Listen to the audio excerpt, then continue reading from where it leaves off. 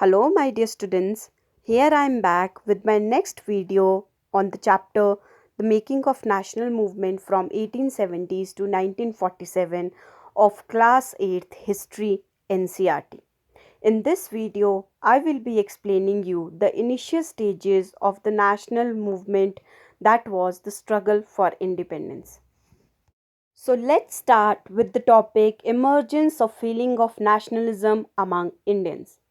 The emergence of nationalism was started with the formation of political associations between 1870s and 1880s. Most of these associations were led by English educated professionals such as lawyers. The following political associations were formed. Number 1, Pune Sarvajanik Sabha, the Indian Association, the Madras Mahajan Sabha, the Bombay Presidency Association, and of course, the Indian National Congress. These associations worked with the idea that Indian people should be sovereign. Now, the causes of dissatisfaction with the British rule. The British passed an act in 1878 known as the Arms Act. It disallowed Indians from possessing arms. In the same year, Vernacular Press Act was also enacted in an effort to silence those who were critical of the government. The act allowed the government to confiscate the assets of newspapers, including their printing press, if the newspaper published anything that was found objectionable by the British government. The next was the Albert Bill controversy. In 1883, the bill provided for the trial of British or European persons by Indians and sought equality between British and Indian judges in the country. But when the white opposition forced the government to withdraw the bill, Indians were enraged. This event highlighted the racial attitudes of the British in India. The need for All India Organization of Educated Indians had been felt since 1880, but the Albert Bill controversy deepened this desire. The Indian National Congress was established when 72 delegates from all over the country met at Bombay in December 1885. The two most prominent leaders which played a major role in the formation of Indian National Congress was A.O. Hume and Dadabhai Naoroji. Dadabhai Naoroji, a businessman and publicist, settled in London and for a time member of British Parliament, guided the younger nationalist. Similarly, a retired British official, A.O. Hume, also played a part in bringing Indians from the various regions together and form Indian National Congress. Demands of Indian National Congress after formation.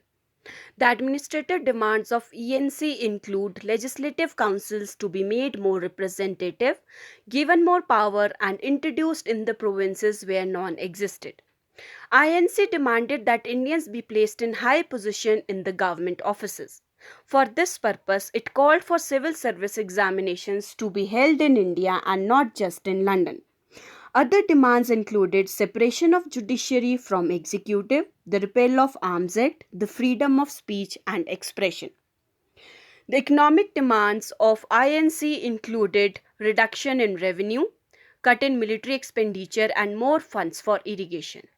INC passed many resolutions on salt tax, treatment of Indian labourers abroad, the suffering of forest dweller caused by interfering forest administration. Indian National Congress, after few years of its formation, comprised of two categories of people, the moderates and the radicals. Moderates were the early congressmen who led Indian National Congress from 1885 to 1905 when the partition of Bengal took place. Some of the moderate leaders were Dadabhai Naoroji, Firoz Shah Mehta, Badruddin Tayabji, etc. They were aware of the might of the British rule in India and wanted to protect the youth of India from batons and guns. They resorted to peaceful means like moderate methods of appeasement like petitioning, publishing pamphlets, taking out processions, etc. They criticized British rule in their speeches. Whereas radicals includes leaders such as Bipin Chandra Pal, Bal Gangadhar Tilak and Lala Lajpat Rai. They started exploring radical objectives and methods. They criticized the moderates for their politics of prayers and emphasized the importance of self reliance and constructive work. They argued that people must fight for Swaraj. As Bal Gangadhar Tilak popularly said, Swaraj is my birthright and I shall have it. The next topic is Partition of Bengal. Lord Curzon was appointed as the Viceroy of India in 1898, and in 1905 Viceroy Curzon partitioned Bengal. He was an able administrator, but he did not favor any political and social reform and was enemy of Indian nationalism. So, Bengal was partitioned as Bengal was the hub of nationalist activities. The British saw it as a threat to the British rule. Lord Curzon divided Bengal into two parts in 1905 as West Bengal and East Bengal. The motive behind the partition of Bengal was to curtail the influence of Bengali politicians and to split the Bengal people. Britishers wanted to cut at the roots of nationalism and by dividing the unity of Hindus and Muslims. Consequences of the partition of Bengal. Consequences of the partition of Bengal. All sections of the Congress, the moderates and radicals opposed partition of Bengal.